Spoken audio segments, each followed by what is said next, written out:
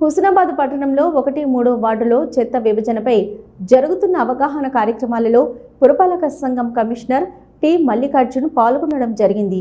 Commissioner మాట్లాడుతూ పట్టణ ప్రజలందరూ కూడా తడి చెత్త, పొడి చెత్త మరియు హానికరమైన చెత్తగా వేరు చేసి పురపాలక సంఘం వాహనానికి అందించాలని, ప్రస్తుతం 40% ఇంటి యజమానులు చెత్తను వేరు చేసి ఇస్తున్నారని, 100% కావాలంటే పట్టణ ప్రజలందరూ చెత్త విభజనకు సహకరించి పట్టణాన్ని పరిశుభ్రంగా ఉంచాలని, బహిరంగంగా చెత్త వేసే solid waste management rules 2016 Telangana municipal చట్టం 2019 ప్రకారం చర్యలు తీసుకుంటామని తెలియజేయడం జరిగింది.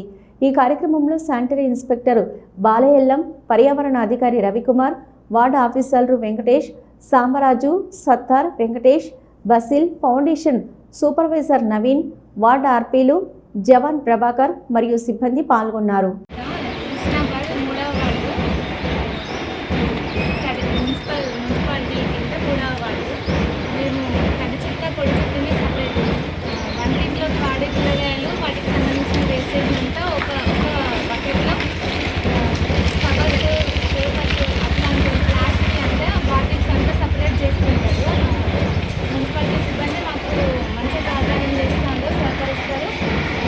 ఇన్స్పెక్షన్కి కూడా 10 డేస్కి ఒకసారి మాకు తెలియకుండానే ఇన్స్పెక్షన్స్ వచ్చి ఎట్లా చేస్తాను అనేది చెక్ చేసి పోతారు. అట్లా మేము ఎవరికి